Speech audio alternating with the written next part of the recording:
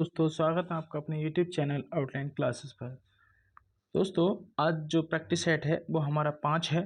आज का जो प्रैक्टिस सेट है वो कौन सा है, वो 5 है हमारा, जो कि इससे पहले 4 हो चुके हैं। अगर आपने वो नहीं देखे हैं तो उसको देख लीजिए। डेली के यूपी पुलिस के ये प्रैक्टिस सेट चल रहे हैं जीके के, ठीक है। इसमें आपको 25 क्वेश्चन कराने वाला हूँ। आपके कितने सही होते हैं ज़रूर कमेंट में लिखना है, और आंसर आपको 5 सेकंड का समय दूंगा एक क्वेश्चन के बाद, आपको उसका आंसर कमेंट में लिखना है, ठीक है। तो शुरू करते हैं आपका बिना टाइम वेस्ट किए आज का प्रैक्टिस सेट। पहला क्वेश्चन आपका 51वां, राज्यसभा का सभापति कौन होता है। राज्यसभा जो होती है उसका जो पदेन सभापति कौन होता है, उपराष्ट्रपति होता है या फिर आपका राष्ट्रपति होता है, प्रधानमंत्री होता है या फिर स्पीकर होता है, बताइए कौन सा होता है। तो इसका सही आंसर क्या होगा, इसका जो होता है उपराष्ट्रपति होता है। राज्यसभा का जो पदेन सभापति होता है वो कौन होता है भाई साहब, ये होता है उपराष्ट्रपति, ठीक है। आर्टिकल किस में कहा गया, आर्टिकल 63 आता है जिसमें ये बात कही गई है, ठीक है। नेक्स्ट क्वेश्चन देखेंगे, हड़प्पा सभ्यता स्थल लोथल स्थित है। मतलब आपको ये बताना है जो हड़प्पा सभ्यता का जो लोथल था वो कहाँ स्थित है, गुजरात, पंजाब, राजस्थान और सिंध में, बताइए कौन सा है।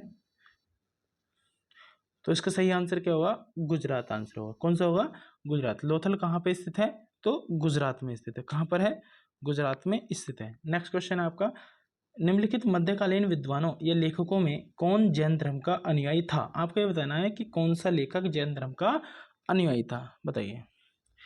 ए ऑप्शन है मालाधर बसु, बी ऑप्शन है आपका हेमचंद सूरी, सी है पार्थ सारथी, सी डी है सायण, बताइए कौन है। तो इसका सही आंसर कौन सा होगा दोस्तों, इसका सही आंसर होगा बी ऑप्शन, हेमचंद सूरी।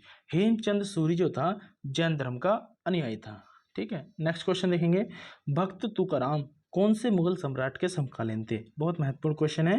भक्त तुकाराम कौन से मुगल सम्राट के समकालीन थे, बाबर के, अकबर के या फिर जहांगीर के या फिर औरंगजेब के, बताइए।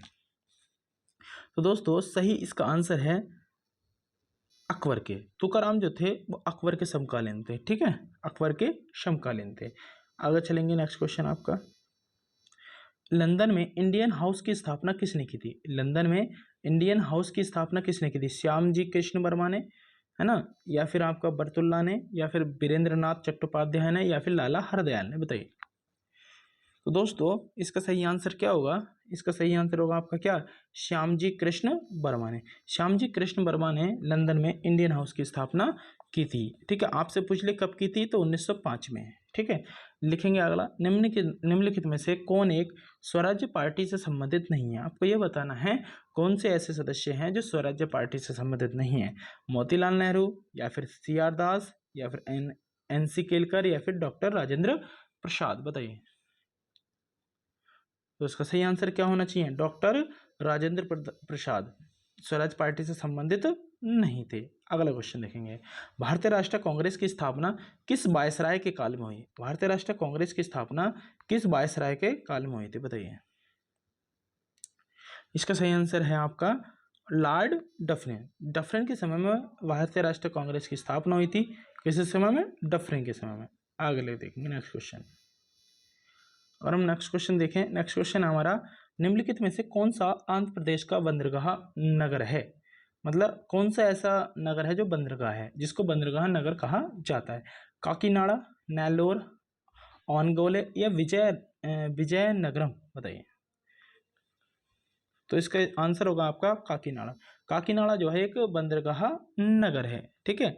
अगला क्वेश्चन हमारा, निम्नलिखित में से भारत की सबसे बड़ी जनजाति कौन सी है। टोंडा, गौड़, भील, गारो। बहुत महत्वपूर्ण क्वेश्चन है, बहुत ज़्यादा महत्वपूर्ण। निम्नलिखित में से कौन सी भारत की सबसे बड़ी जनजाति है, टोंडा, गौड़, भील, गारो, बताइए। तो इसका सही आंसर होगा गौड़। गौड़ जो जनजाति है वो सबसे बड़ी जनजाति है भारत की। नेक्स्ट क्वेश्चन आपका, निम्नलिखित में से कौन सा एक सुमेलित नहीं है। आपको बताना है कौन सा सही सुमेलित नहीं है। नाथुला दर्रा हिमाचल प्रदेश में है क्या, ये लिपुलेख उत्तराखंड में है, रोहतांग हिमाचल में है, या फिर पालघाट केरल में, बताइए कहाँ है। तो इसका सही आंसर होगा आपका नाथुला अरुणाचल प्रदेश। नाथुला जो है वो अरुणाचल प्रदेश में क्या है, नहीं है, ठीक है। नाथुला दर्रा जो है वो कहाँ पर है, वो आपका सिक्किम में है। ना कि अरुणाचल प्रदेश। बाकी ठीक है, और निपुलिक आपका उत्तराखंड में है, रोहतांग हिमाचल प्रदेश में है, पालघाट केरल में, लेकिन लाथुला दर्रा अरुणाचल प्रदेश में नहीं है। ये कहाँ पर है? सिक्किम में है। नेक्स्ट क्वेश्चन देखेंगे। अगर मैं बात करूं, वह कौन सी तिथियां तिथियां हैं जब दोनों गोलार्धों में दिन और रात का समय बराबर होता है? 21 जून, 22 दिसंबर, 21 मार्च और 23 सितंबर, 21 जून और 22 दिसंबर। बताइए कौन सी है? तो इसका सही आंसर होगा आपका 21 जून, है ना। कौन सा है इसका? 21 जून वो तिथि है जिसमें दिन और रात बराबर होते हैं। नेक्स्ट क्वेश्चन देखेंगे। निम्नलिखित में से जनसंख्या के आधार पर विश्व का सबसे बड़ा इस्लामिक राष्ट्र कौन सा है? आपको बताना है इस्लामिक राष्ट्र कौन सा है जनसंख्या की दृष्टि से। बांग्लादेश, मिस्र, इंडोनेशिया या फिर पाकिस्तान। तो क्या आंसर है इसका? इंडोनेशिया। इंडोनेशिया जो है इस्लामिक राष्ट्र सबसे बड़ा है। नेक्स्ट क्वेश्चन देखेंगे। निम्नलिखित में से कौन सा युग्म सम्मिलित नहीं है? आपको बताना है कौन सा सही सम्मिलित नहीं है। चिनूक जो है संयुक्त राज्य अमेरिका की हवा, जो चलने वाली हवाओं के नाम है ये। चिनूक के संयुक्त राज्य अमेरिका में होती है, बिलिजार्ड चिली में होती है, बुरन सहारा में होती है, या फिर सामूम ईरान में होती है। बताइए। तो इसका सही आंसर है क्या? बिलिजार्ड चिली। जो ये वाला गलत है, बाकी सब अपने आप में सही मैच हो रहे हैं। ठीक है, नेक्स्ट क्वेश्चन देखेंगे। वायु प्रदूषण को कम किया जा सकता है। वायु प्रदूषण को किसके द्वारा कम किया जा सकता है? वृक्षों के द्वारा, मछलियों के द्वारा, जंतुओं के द्वारा, या फिर सूर्य के प्रकाश के द्वारा? बताइए। तो आपका याद रखना किसके द्वारा? जंतुओं के द्वारा वायु प्रदूषण को, सॉरी गलत हो गया, वृक्षों के द्वारा। इस पर टिक करना था, ये बोल दिया। वायु प्रदूषण को किसके द्वारा सही किया जा सकता है, कम किया जा सकता है? वो भैया वृक्षों के द्वारा। ठीक है, आगे देखेंगे। नेक्स्ट क्वेश्चन आपका। नेक्स्ट क्वेश्चन है, पानी के अंदर हवा का एक बुलबुला किस तरह बर्ताव करता है? पानी के अंदर जो हवा का बुलबुला होता है वो किस तरह का बर्ताव करता है? एक उत्तल लेंस की तरह, एक अवतल लेंस की तरह, एक समतल प्लेट की तरह, या फिर इनमें से कोई नहीं? बताइए। तो दोस्तों इसका सही आंसर क्या होगा? बी ऑप्शन, एक अवतल लेंस की तरह व्यवहार करता है पानी के अंदर एक बुलबुला। नेक्स्ट क्वेश्चन देखेंगे। स्टील को बनाने में लोहे के साथ किस महत्वपूर्ण धातु का प्रयोग किया जाता है? स्टील आपको बनाना है, उसके साथ कौन सी धातु आपको मिलानी होगी? एल्युमिनियम, क्रोमियम, या फिर टिन, या फिर कार्बन? बताइए। तो दोस्तों सही आंसर है इसका क्रोमियम। कौन सी होगी? क्रोमियम। नेक्स्ट क्वेश्चन देखेंगे आप। निम्नलिखित में से कौन सा विकल्प अन्य तीन विकल्पों से भिन्न है? सड़सठ। बताइए। हेमेटाइट, मैग्नेटाइट, लिमोनाइट, या फिर बॉक्साइट? बताइए। तो इसका सही आंसर क्या होगा? इसका सही आंसर होगा आपका बॉक्साइट। क्या होगा दोस्तों? बॉक्साइट इनमें से अन्य से भिन्न है। हेमेटाइट, मैग्नेटाइट और लिमोनाइट ये सब किसके अयस्क हैं? ये एक लोहे के अयस्क हैं। ठीक है, बॉक्साइट एक एल्यूमिनियम का है। नेक्स्ट क्वेश्चन देखेंगे। वह दर जिस पर बैंक भारतीय रिजर्व बैंक को उधार देती है, बैंक खुद भारतीय रिजर्व बैंक को उधार देते हैं, वो क्या कहलाती है? बताइए। तो इसका सही आंसर होगा आपका रिवर्स रेपो दर। अगर हम बात करें रेपो दर जो होती है वो रिजर्व बैंक बैंकों को देती है, लेकिन बैंकें जब रिजर्व बैंक को देती है तो रिवर्स रेपो रेट हो जाती है। याद रखना हमेशा रिवर्स रेपो रेट जो होती है रिवर्स रेपो रेट से ज़्यादा होती है। ठीक है, रेपो दर। नेक्स्ट क्वेश्चन देखें। भारत में राष्ट्रीय आय समंकों का आंकलन किया जाता है। जो आपका राष्ट्रीय आय जो समंक है, जो आंकड़े हैं, वो किसके द्वारा किए जाते हैं? CSO के द्वारा, NSO के द्वारा, योजना आयोग के द्वारा, या फिर भारतीय रिजर्व बैंक के द्वारा? बताइए। तो दोस्तों इसका सही आंसर क्या होगा? CSO के द्वारा। नेक्स्ट क्वेश्चन देखेंगे अपना। भारत में सेवा क्षेत्र सम्मिलित है। आपको बताना है कि भारत में सेवा क्षेत्र सम्मिलित है। खनन व उत्खनन, परिवहन व संचार, होटल, या फिर वानिकी, मत्स्यिकी। अब आपको कूट बताने कि कौन कौन से इसमें सही है।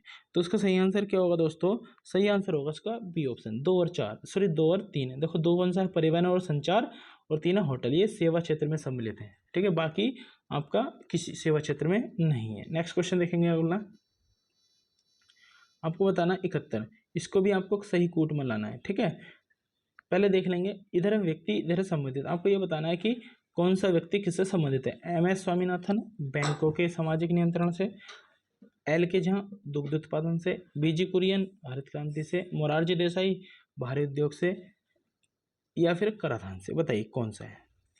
तो इसका सही आंसर होगा आपका बी ऑप्शन। मैं आपको बता देता हूँ, आप मिला लीजिएगा। बी ऑप्शन है इसका। बी ऑप्शन क्या? 3, 5, 2, 1 है ना। 3, 5, 2, 1 इसका क्या मतलब हुआ? एक का जो है आपका, एक का जो है ए मतलब एम एस स्वामीनाथन किससे संबंधित है, ये हरित क्रांति से संबंधित है। किससे संबंधित है ये हरित क्रांति से संबंधित है। और एल के जहाँ जो थे आपका भारी उद्योग से थे, एल के जहाँ किससे थे दोस्तों, ये भारी उद्योग से थे। और आपका बीजी कुरियन किससे थे, दुग्ध उत्पादन से थे। और आपके जो मोरारजी देसाई थे वो किससे थे, आपके बैंकों के सामाजिक नियंत्रण से थे। ये इसका मैचिंग है। चलो नेक्स्ट क्वेश्चन देखते हैं अपना। भारत में सामुदायिक विकास कार्यक्रम कब प्रारंभ हुआ। भारत में सामुदायिक विकास कार्यक्रम है वो कब प्रारंभ हुआ था, 2 अक्टूबर 1950 में, 2 अक्टूबर 1951 में, 2 अक्टूबर 1952 में, 2 अक्टूबर 1953 में। बताइए तो इसका सही आंसर क्या होगा, 2 अक्टूबर 1952 में सामुदायिक विकास कार्यक्रम शुरू हुआ। नेक्स्ट क्वेश्चन अपना, जनगणना 2011 के अनुसार भारत में साक्षरता दर कितनी है, 64.4%, 70.04%, 84.4% या 94.04%। बताइए तो आपका सही आंसर है इसका 74.04%, 74.04% इसका सही आंसर है। नेक्स्ट क्वेश्चन अपना, नेक्स्ट क्वेश्चन आपका ये क्या है, जनगणना 2011 के अनुसार किस केंद्र शासित प्रदेश का लिंगानुपात सबसे कम है।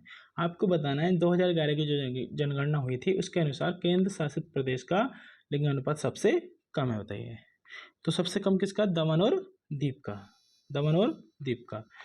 लास्ट क्वेश्चन हमारा, निम्न में से कौन सा युग्म सुमेलित नहीं है। आपको बताना कौन सा सही सुमेलित नहीं।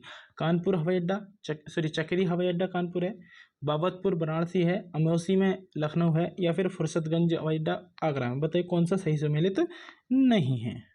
तो दोस्तों ये वाला गलत है, आगरा में फुर्सतगंज जो हवाई अड्डा वो आगरा में नहीं है। ठीक है, और हम बात करें तो आगरा में फुर्सतगंज है कहाँ पर, तो ये रायबरेली में स्थित है। तो दोस्तों ये आज का टेस्ट था जो कि कंप्लीट हुए 25 क्वेश्चन। आपको बताना है कि आपके 25 में से आपके कितने हुए, कितने सही हुए, आपको कैसा लगा टेस्ट, ये कंटिन्यू रखना चाहिए या नहीं रखना चाहिए, आपको मुझे बता सकते हैं। ठीक है, और अपना स्कोर जरूर बताएं। आज के लिए इतना ही। हमारा टेलीग्राम चैनल है जिस पे PDF जाती हैं, आउटलाइन क्लासेस के नाम से आप टेलीग्राम पे सर्च करेंगे मिल जाएगा। ठीक है, तो आज के लिए इतना ही। जय हिंद, जय भारत। मिलते हैं अगली क्लास में।